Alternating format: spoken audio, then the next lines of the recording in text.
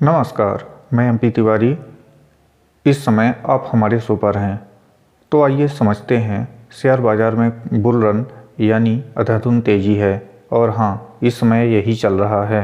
लेकिन अब यह बाज़ार की कुल कीमत यानी कि 235 लाख करोड़ रुपए है। इसमें 1% की गिरावट भी 2 लाख करोड़ से ऊपर की ही होती है। फिर कहीं अगर 30 से 40% की गिरावट आ गई तो क्या होगा? कभी सोचा है क्या आपने ये बात?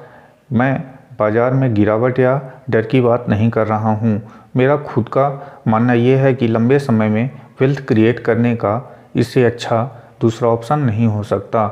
मैं आपको यकीन के साथ कह सकता हूँ कि लंबी अवधि में यानी 15 से 20 सालों में बाज़ार की चाल कैसी भी हो, आप शेयर कामयाबी किसी भी प्राइस पर लिया हो, आपको बड़ा रिटर्न ज़रूर मिलेगा।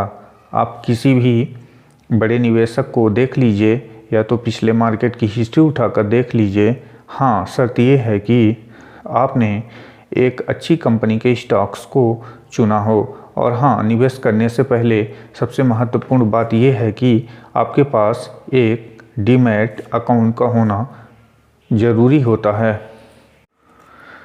तो इसी वीडियो के नीचे डिस्क्रिप्शन में लिंक दिया गया है। अपना डीमैट स्टॉक्स के साथ ओपन करके एक अच्छा निवेश करने का रास्ता चुन सकते हैं। यह बिल्कुल फ्री है। इसमें अब तक सबसे बड़े ब्रोकरिंग फर्म का भी टैग लग चुका है। इसका सबसे बड़ा कारण टाटा कंपनी की अपस्टॉक्स के साथ पार्टनरशिप भी है और आपको इजी फीचर्स के साथ रेफ़र करने पर 1000 तक का बोनस ज़रूर मिल सकता है। साथ ही साथ अगर आपके रेफरल लिंक से जो कोई भी डीमैट ओपन करेगा, 1000 रुपये के साथ 20 से 30% का ब्रोकरेज भी मिल सकेगा। हाँ, ध्यान रखें, डीमैट ओपन करते समय रूल्स और रेगुलेशन ज़रूर पढ़ें। अब तक रेफरल कोड से लाखों लोगों ने कई लाख रुपए तक कमा चुके हैं।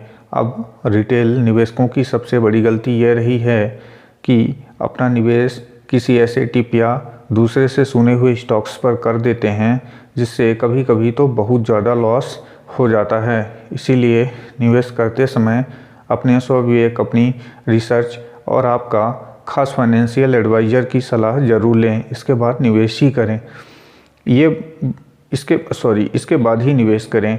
ये बड़ी गिरावट का दौर जारी भी रह सकता है और यह थम भी सकता है। सबसे बड़ी बात यह है कि बड़ी कंपनियों के स्टॉक्स में लगातार गिरावट का दौर जारी है।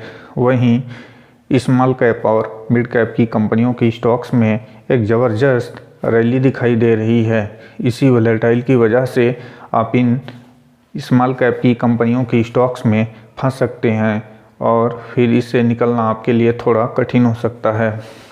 इस क्वार्टरली रिजल्ट को देखने से यह कंफर्म हो चुका है। खासकर बैंकिंग सेक्टर के स्टॉक्स में भारी गिरावट आई।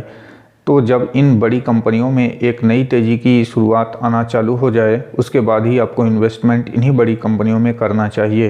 हालांकि मिड कैप और स्मॉल कैप की कुछ अच्छी कंपनियां हैं जिसके स्टॉक्स आपको लंबी अवधि में अच्छा रिटर्न दे सकते हैं।